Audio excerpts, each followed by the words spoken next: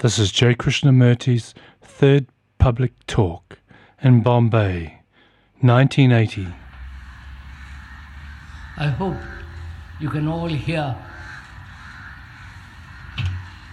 Can everybody hear?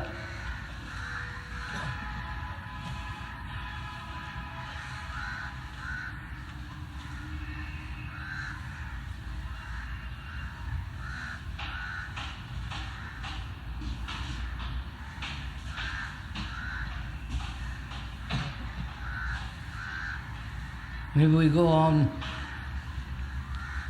with what we were talking about yesterday and on Wednesday.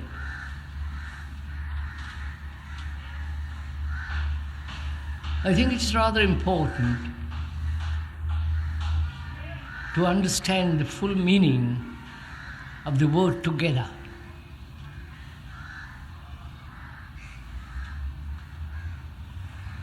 We have created this society together. The society in which we live,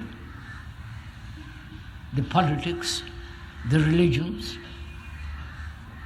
the books, the gurus, the whole so-called civilization has been created by each one of us.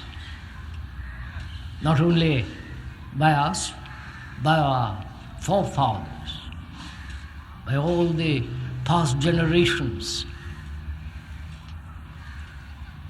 And together, we can bring about a change in society. No one person can do it. People have tried it. Various so-called political leaders and conquerors. And they've always failed because they were the leaders, the authority, the supreme rulers. And people had to accept, submit, acquiesce to their domination. And if you're at all serious and concerned with the whole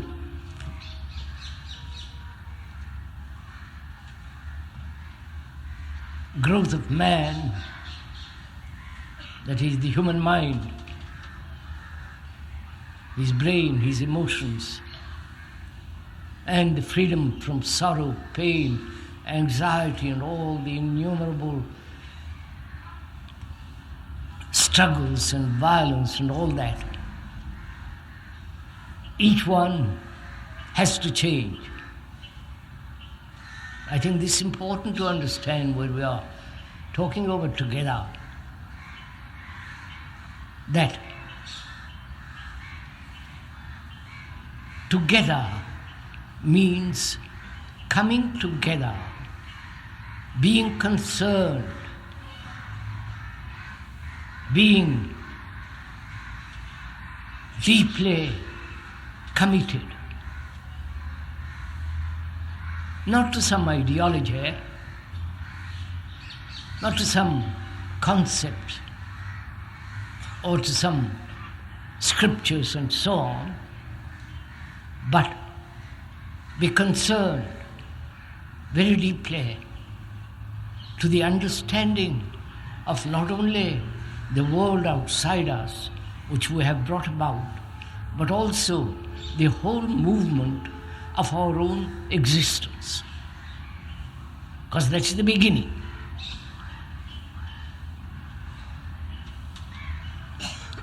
And we were talking about the other day freedom, which we have so misused, which we have so destroyed the full beauty of that word by permissiveness, by doing each one what he likes, not being responsible. And that freedom in which is implied love, consideration, care, attention, all that is implied in that word freedom. Not to do what each one of us wants to do. Because each one of us is the result of 1,000,000 years. And if we don't understand this enormous, complex structure of our mind and brain, with all its senses, emotions, cravings, without that deep perception, understanding, we cannot possibly bring about a different world, a different structure of human existence. And please bear in mind, if one may remind you again, that we are together in this, that the speaker is not delivering a talk, a lecture, but we are together moving, inquiring, learning.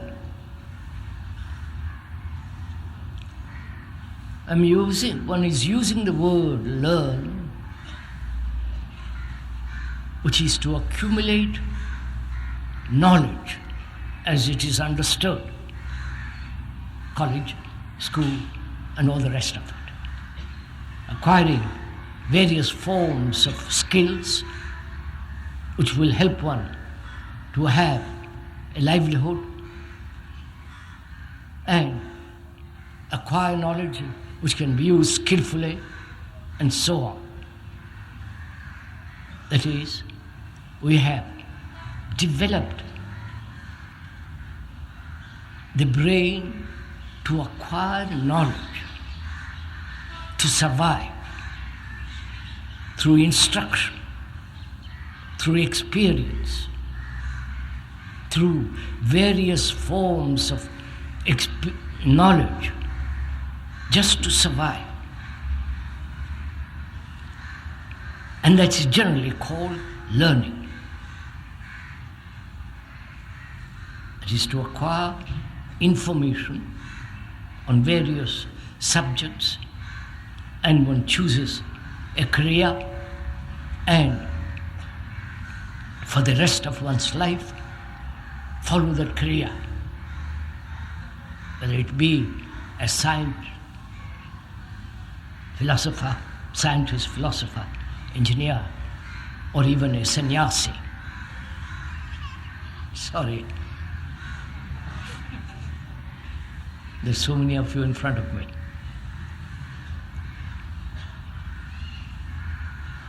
And there's a different kind of learning. A learning which is not merely accumulation of memory, knowledge, but learning through observation, observing, which we have neglected altogether. We have cultivated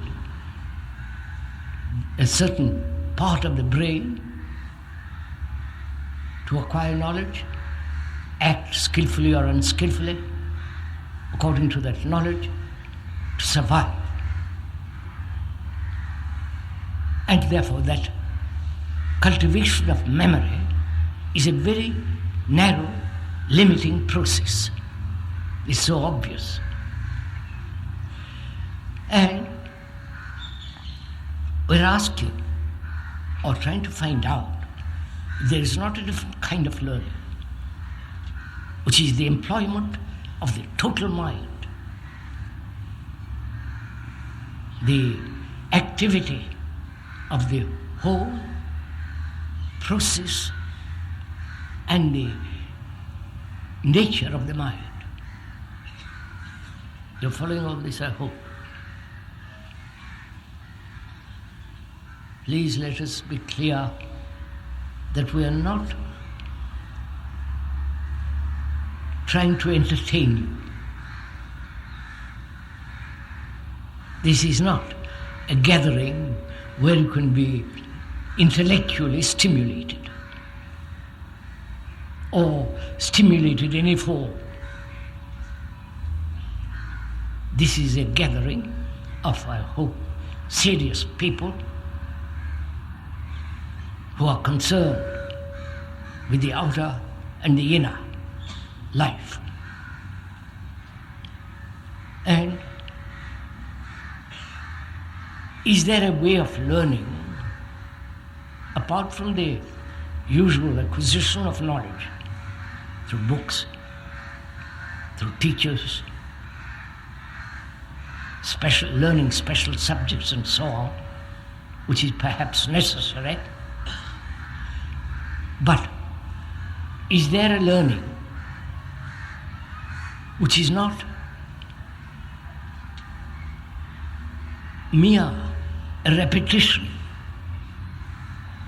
mere mechanical process of a brain that has been trained along a particular line,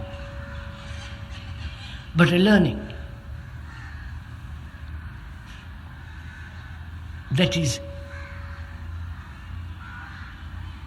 beyond experience? I'm going to go into it a little bit because I think it is important to understand this. Because as we were talking yesterday about order,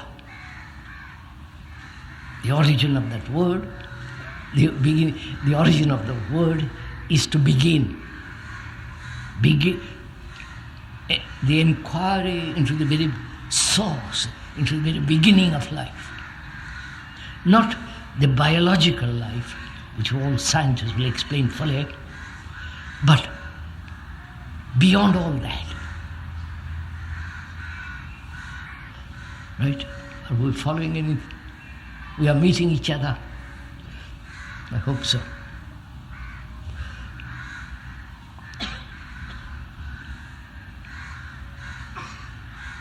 There is a learning through observation,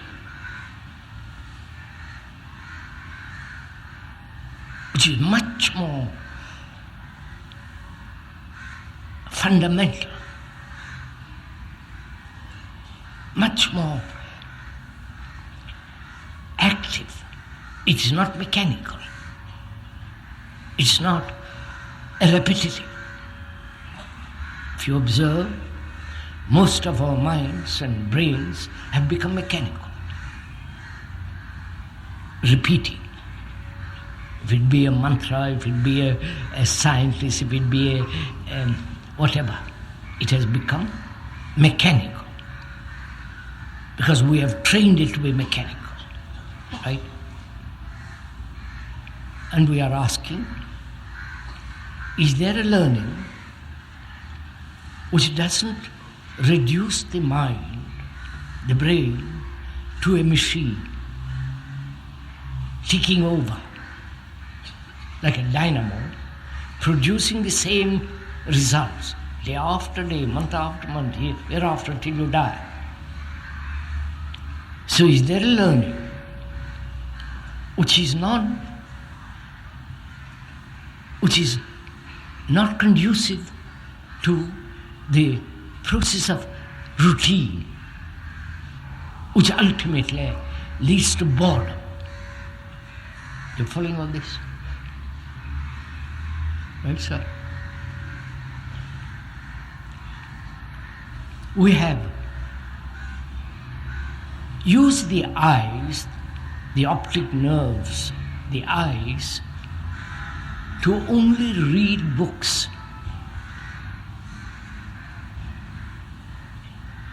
We have never used our eyes to see what is actually happening around us. Right? That is, we have never learned to observe. To observe nature, to observe your friend, your wife, your girl, boy, whatever it is, to observe. In that observation, the nature of observation is directed by the observer. Right? Please follow this little bit. It's not complicated. I'll make it as simple, as clear as possible. But you have to come together. That is, we are walking together as two friends, perhaps, who like each other, who have certain affection, care, attention for each other. So, please, pay attention to what is being said, if you care to. If not, it's all right too.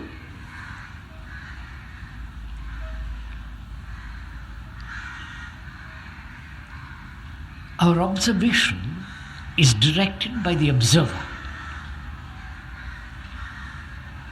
The observer is the accumulation of knowledge as experience and memory, the past. Right? If you observe your wife, the color of the dress and so on, it is already been experienced, stored, remembered. And that observer is the accumulation of these remembrances. And when you observe, this whole momentum of the past rushes into action. You must have noticed this, right? May I go on? And thus, you never observe. The past impinges on the mind, and perception then is directed by what has been.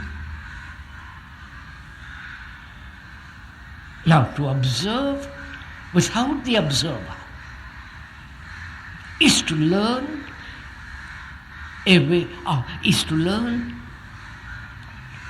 action without the momentum of time. No, I'll go into it. It's rather. See, I'm not used to explain. I want to run. We'll go together. Patience. Piano, piano.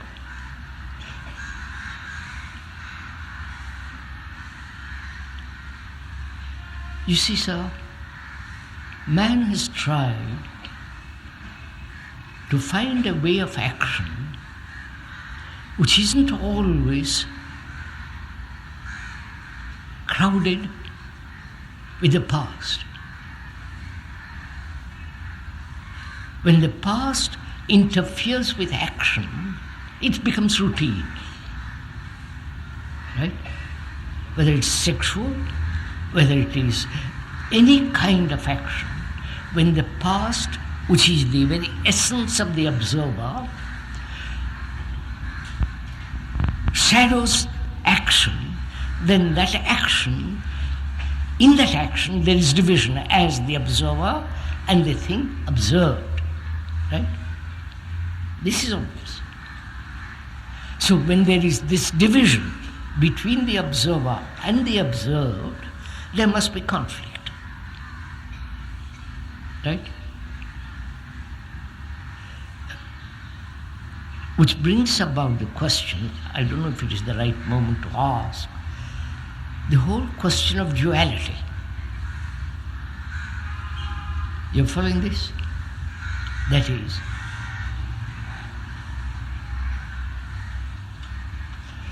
I have to explain it. One thing.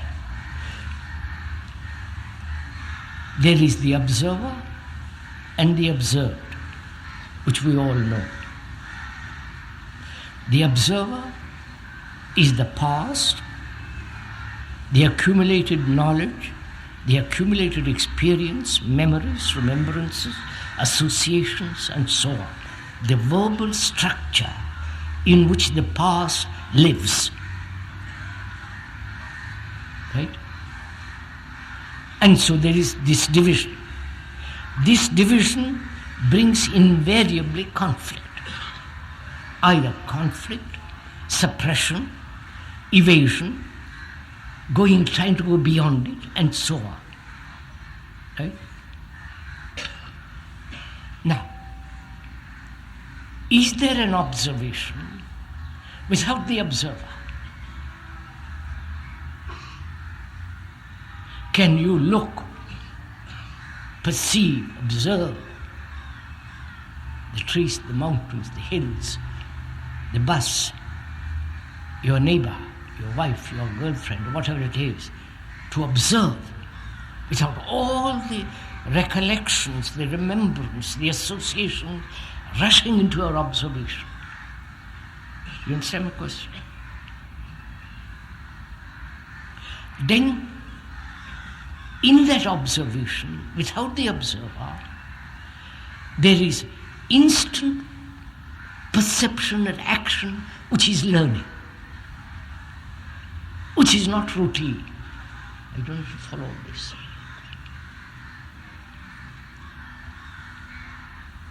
Will you please, as we are talking, do it? That is, you see the speaker sitting on the platform, unfortunately. Can you observe not only the physical appearance, observe the whole story, which is yourself, right? Are you following this? Observe without his reputation, whatever you have imagined about him, putting all that aside completely, observe,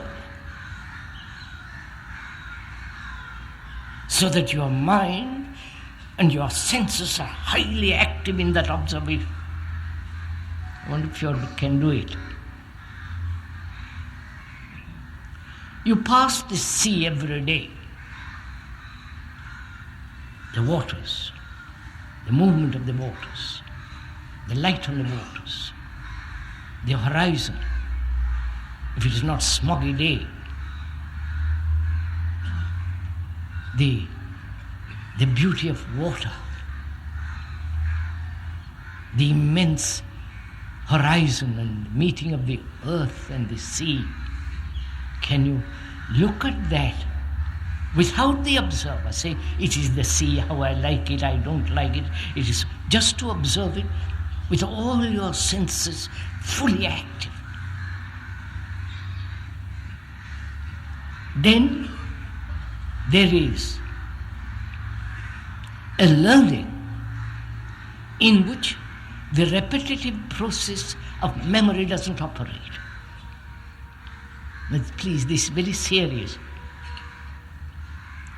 because it implies whether the mind, the brain, can observe without registering.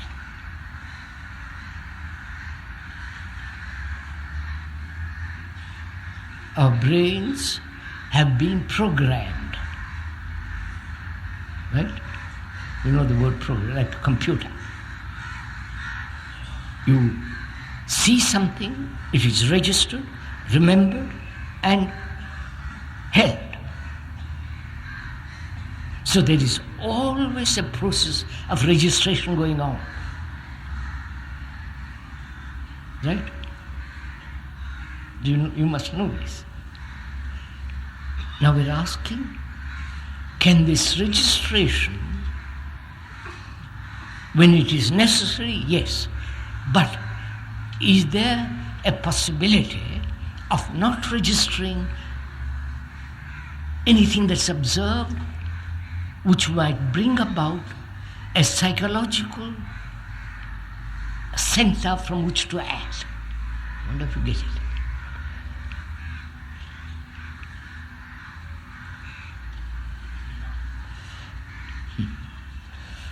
No, I understand, sir. You don't understand it. I have to go into it. Our brains are registering all the time. It's a fact. Your knowledge, your experiences, all the rest of it is registering. And so the brain is never quiet, never still. I'm going to the part of meditation which I'm going to presently. Not perhaps today, but another day. And we're asking, when there is this constant registration, then the brain becomes mechanical. Then it is repetitive. Then it's never free. Obviously. So we're asking, is there a way of living in daily life in which what is necessary is registered and what is not psychologically necessary, not registered? You following on this? See, so move, use your brains, let's go. Say for example, please, this, I don't like to talk in examples, but we'll take an example. Psychologically, inwardly, you're wounded. You understand? You're hurt from childhood. By your brothers, by your father, by your parents, and schooled by others, by the teacher, by the educator, and so on. You're gradually, as you grow older and older and older, you're getting more and more hurt. Hurt, wounded, and build a wall around yourself not to be hurt anymore. So there is a resistance to life. That you're following on this? Now, is it possible not to register any hurt at all? You understand my question? You call me a fool, an idiot, any name you like. And immediately the response is dictated by the image that I have about myself. Right? That image gets hurt, which is the me. Now, a way of living in which there is no image and therefore no hurt. Which means never to register anything that is psychological. Do it, sir, as you're talking, find out. See what the tremendous implications in that are involved. To have no image about oneself.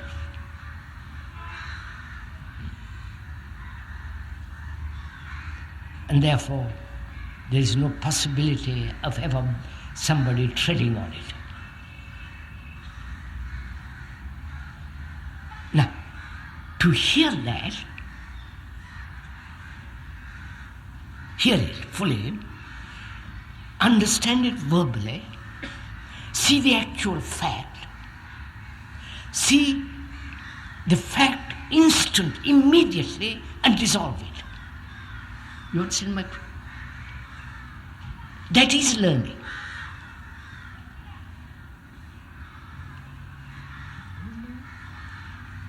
Have you am I made this clear, or shall I go over it again? So look, I'll take another. Most human beings throughout the world are violent in some form or other, sexually, in their life, hating somebody, disliking somebody, angry, competitive, and so on, so on. All this is violence. Imitation is violence. conformity is violence. That's a fact. Human beings are. And man has invented the non-fact, which is non-violence.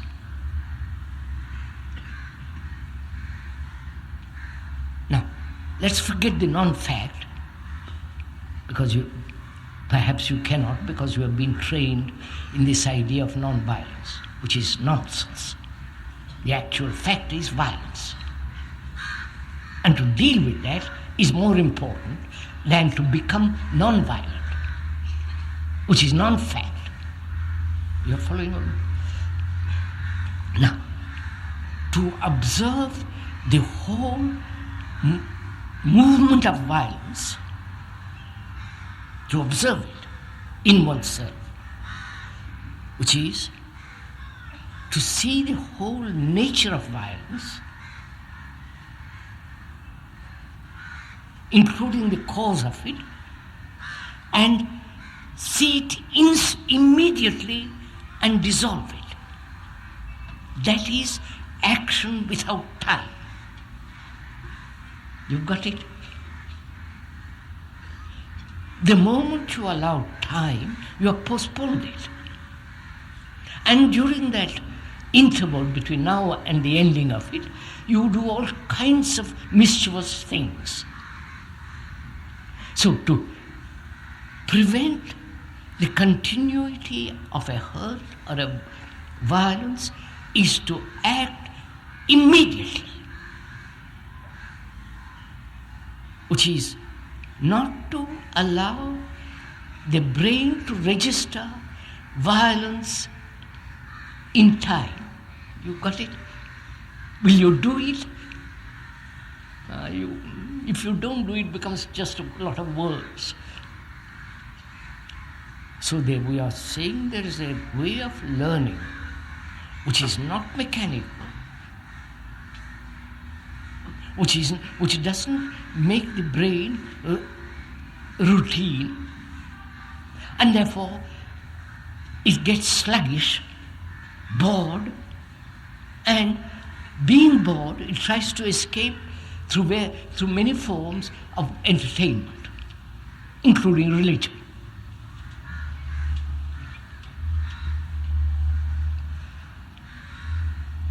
So,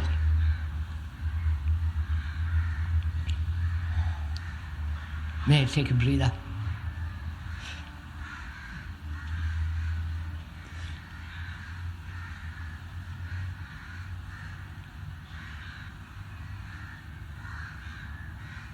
We were saying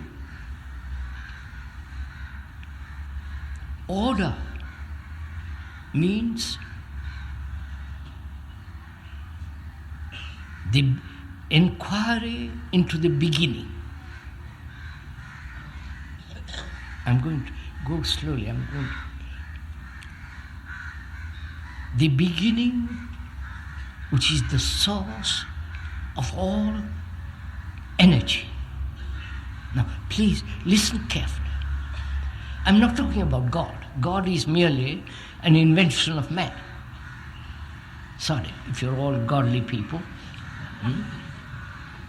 It's just the invention of thought to explain all the confusion, the misery, the inequality, the injustice, the stupidity of man.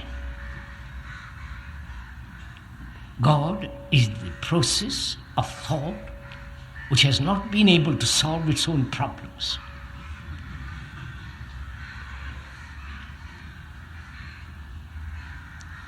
I'm not talking of that at all. We are asking a totally different kind of question, outside the experience of man.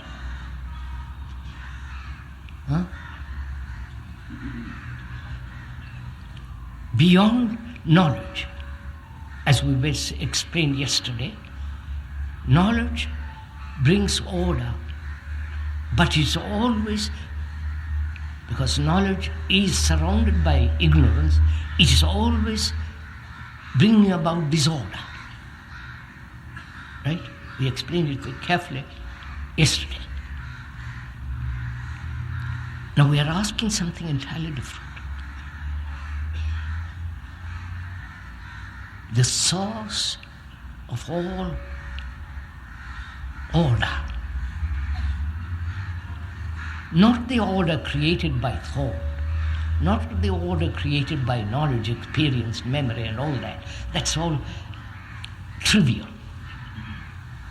Whether the order created by thought of Marx, Mao or any politician, that's a very, very limited and perhaps destructive order. But we are talking of a beginning, which one has to go into and find out the source of all energy.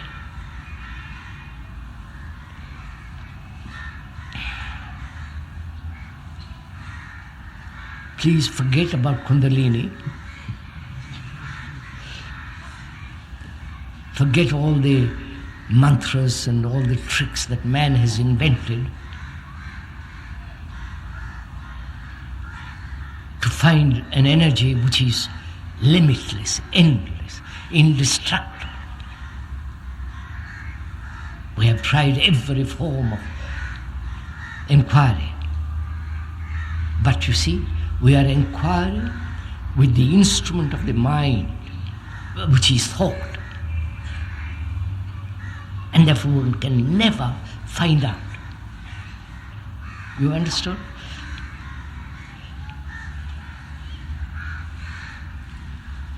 To go into this very carefully and deeply,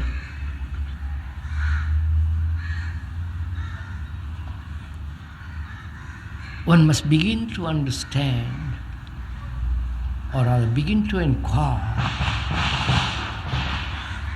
into the very nature of the senses. The senses, the taste, the smell, the seeing, the hearing, touching and so on.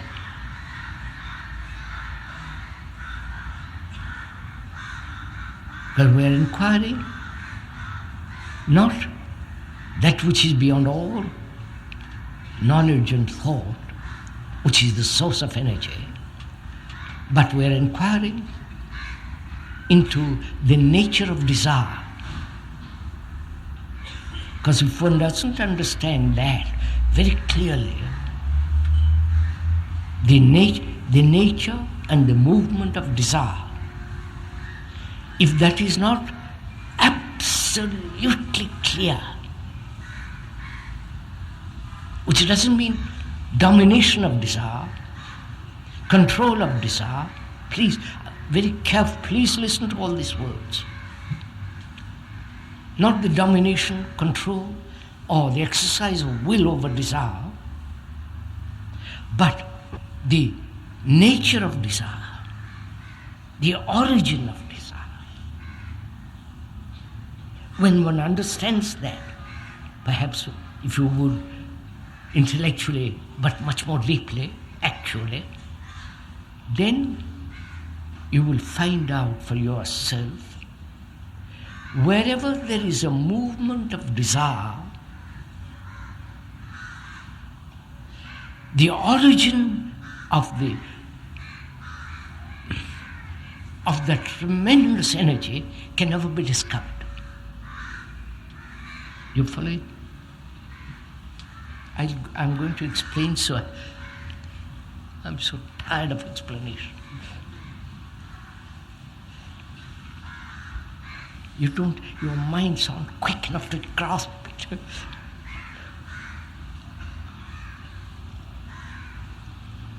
First see, sirs and ladies, how mankind has lived upon desire. Sexual desire which propels man to the highest position in society, desire to find God, of course that's nonsense, desire to find illumination, what you call self-realization, whatever that may mean, the desire to conform, the desire to excel, the desire to be competitive, the desire to have a better house, better car, nicer looking wife or husband, the desire which is burning in all people, even in the sannyasis.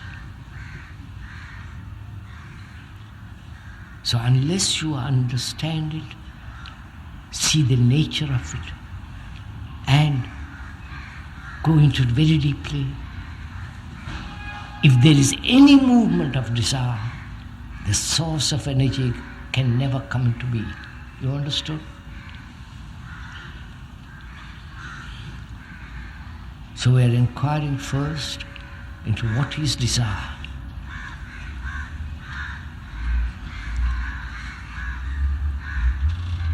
Not the object of desire, which varies according to every person, but the very movement of desire.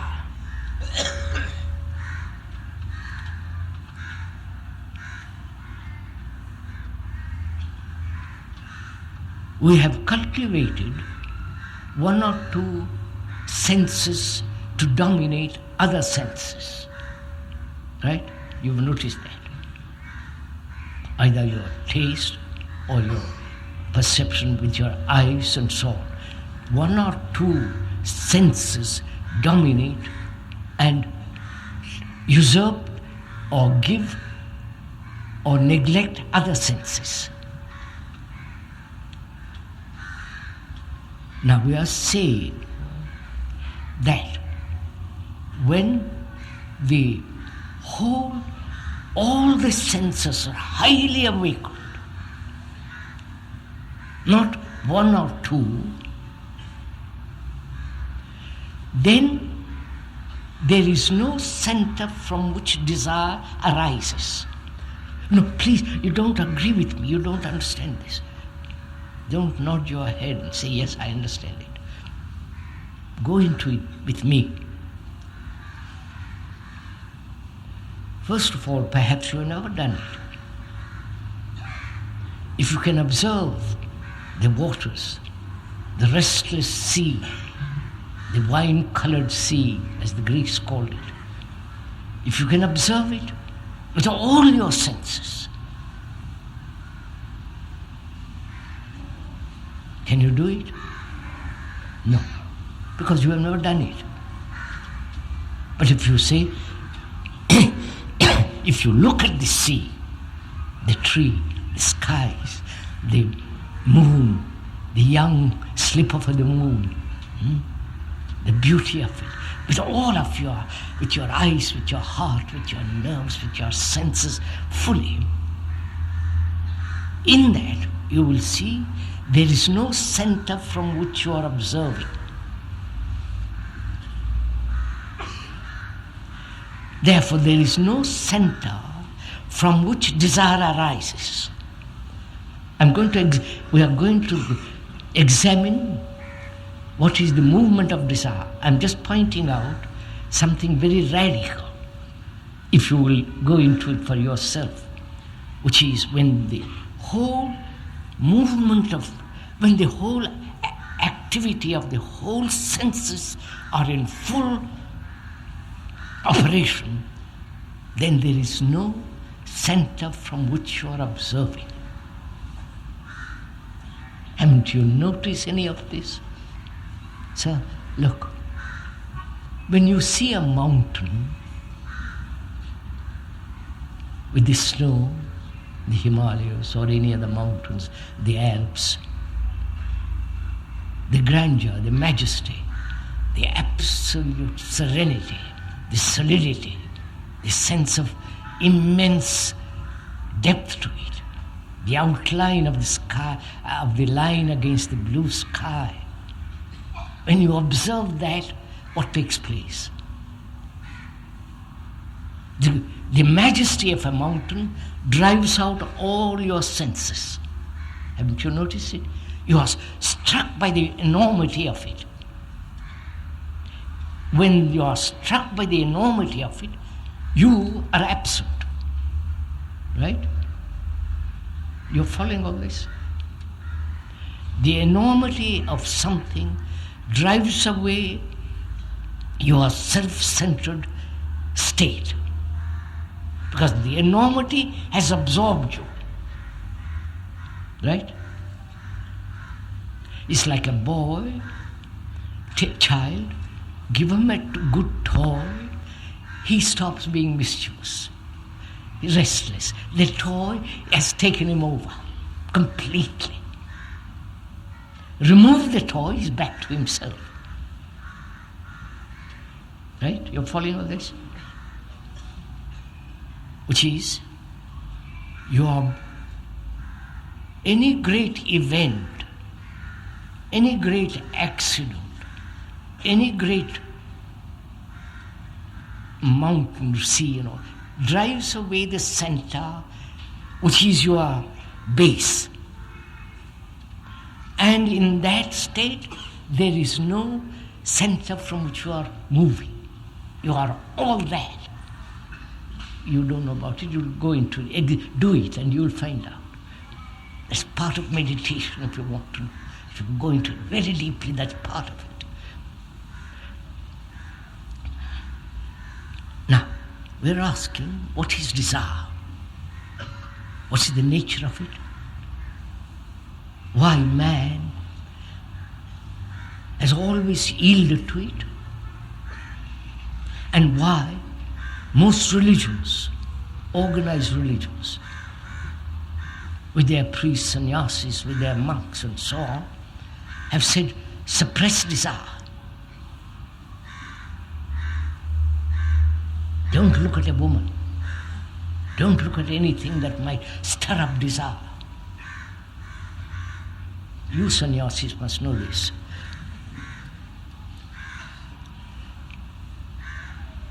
Now we are inquiring into nature of desire. Have you ever gone into it? Have you ever said, what is desire? That is, you must be committed to find out. Not just say, well, tell me and I will accept it or not accept it, which is just a verbal communication which means nothing. But if you say, I must find out totally, completely, so that the mind isn't a slave to desire. You understand?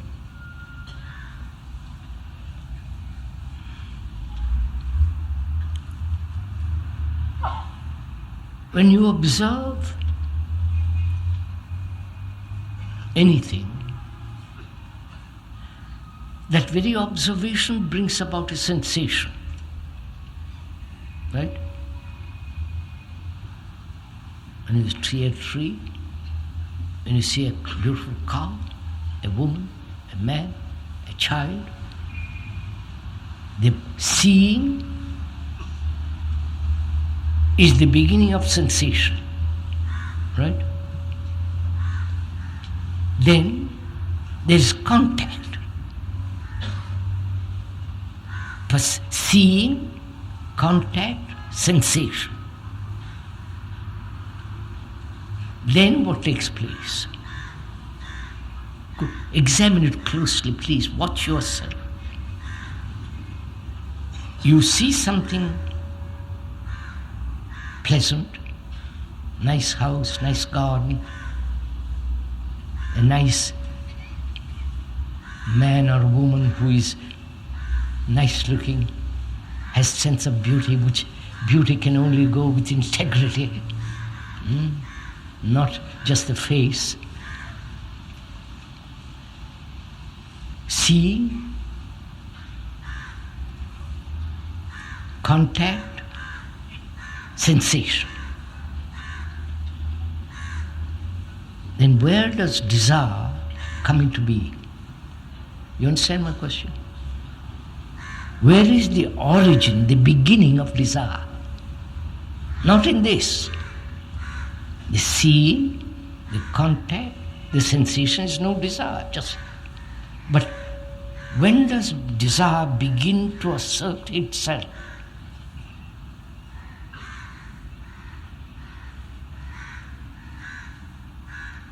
It begins when thought goes slowly. I'm going very slowly. When thought creates the image of you sitting in the car and driving it. Right? That is perception, contact, sensation. That's healthy. That's normal. That is, all your senses are active. But thought says, how nice it would be if I had that car or that woman or that man, or whatever it is, nice house or a refrigerator. Then thought creates the image, and then the pursuit of that image is desire. You got it? You've understood this? Do it, sir. Find out put your blood into it, find out. Not accept what I'm saying.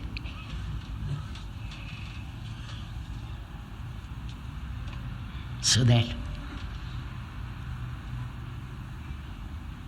controlling desire is to increase desire.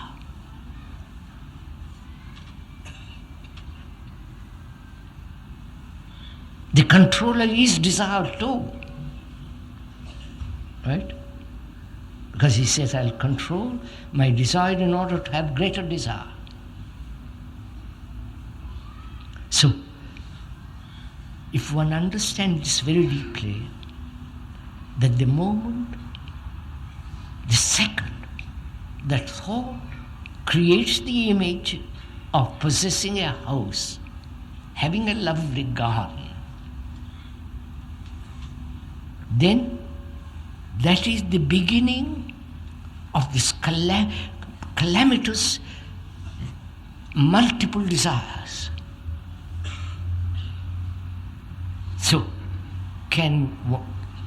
is there attention so that the interference of thought doesn't come in? You've got it? Go into it so that seeing, contact, sensation, then there's no problem. There's no question of controlling, not controlling, and all the tortures human beings go through.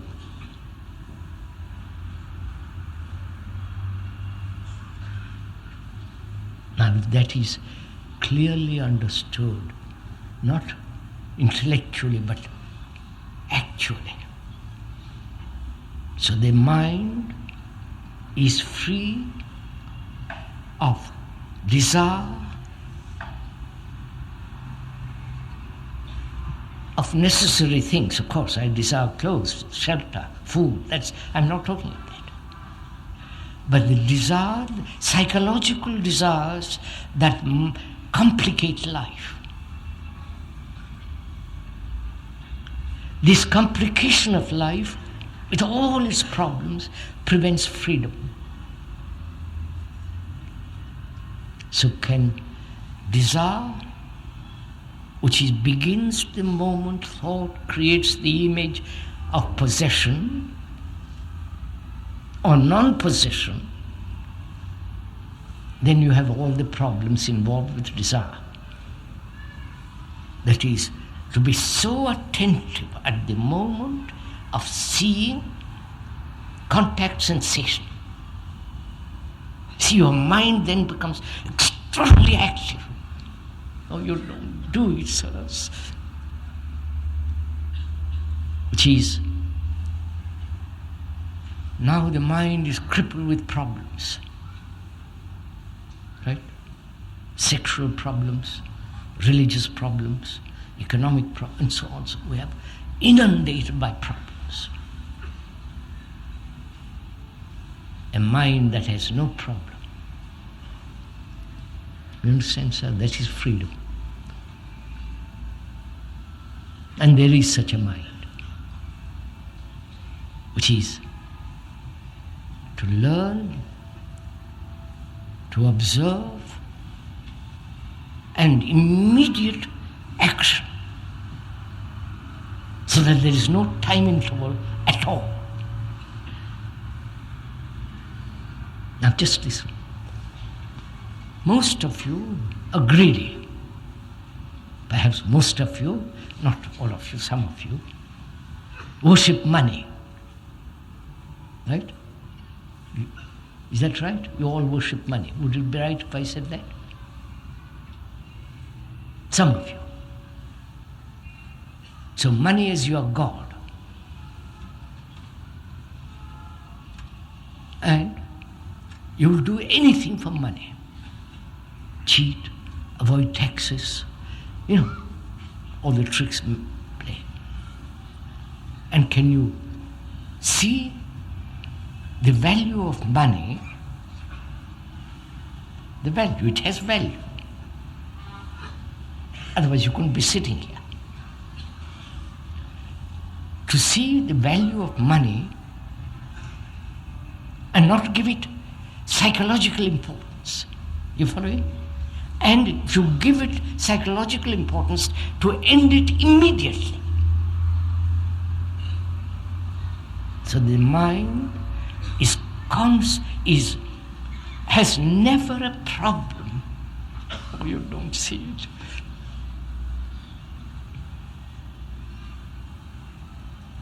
So when you understand desire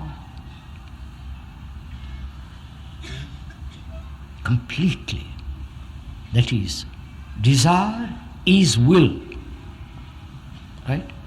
We exercise will, which is will is the essence of desire, obviously. Now, desire, will, and the continuity of time. You understand this? When you say, I will do it, that's allowing time. Between now and when you do it, there are other incidents taking place in that interval, and thus bringing more problems. But when you see your greed, your anger, your envy, your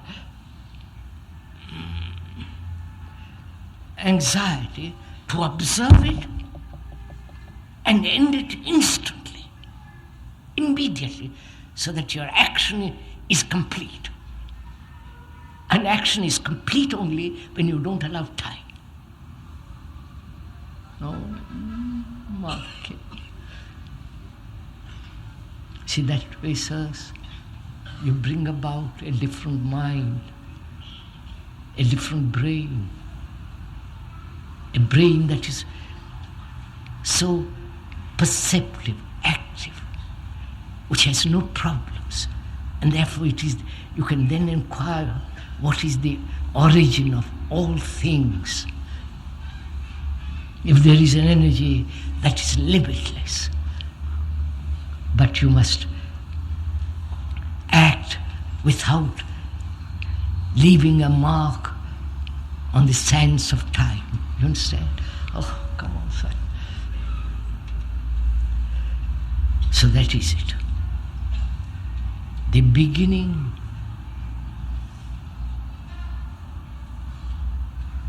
if you discover the beginning, and that's all, that is the ending. You understand?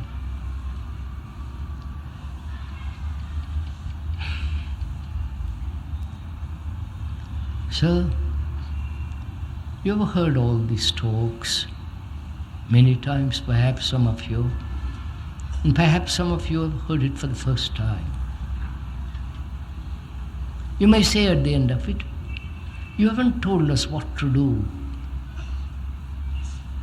You haven't told us a system which we can follow.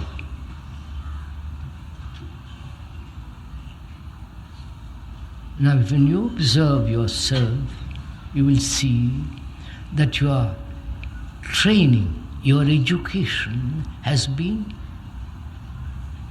what other people have told you to do in all the realms. When you are learning engineering, other experts in mathematics, pressure, strain have told you what to do, what to think. And you are used to that. That's your habit. That's why the gurus flourish, because they'll tell you what to do. And you like that. It's mechanical, easy, comfortable. But you never discover for yourself. You understand the importance of it? Which means we are always depending on others to tell us what to do. Please don't. That way you become second-hand or third-hand human beings. Whereas, if you say, I'm going to find out,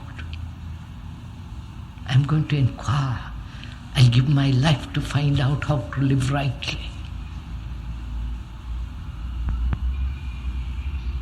What it means to love, what it means to be totally, completely intelligent.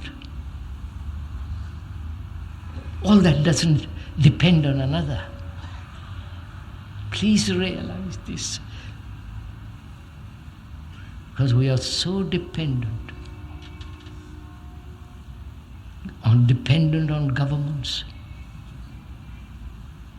We are dependent on postmen, that's quite right. Dependent on the telephone, quite right. But to depend on another human being, depend on books, depend on to be told how to live, what to do. You are destroying yourself. Because in that, there is no freedom. Truth can come and flourish only when there is total, complete freedom. So please, we are not instructing you what to do. We are not disseminating systems. These are all too childish. But we are together, and I mean together. We are walking together on a very complex road. And one must be free to walk.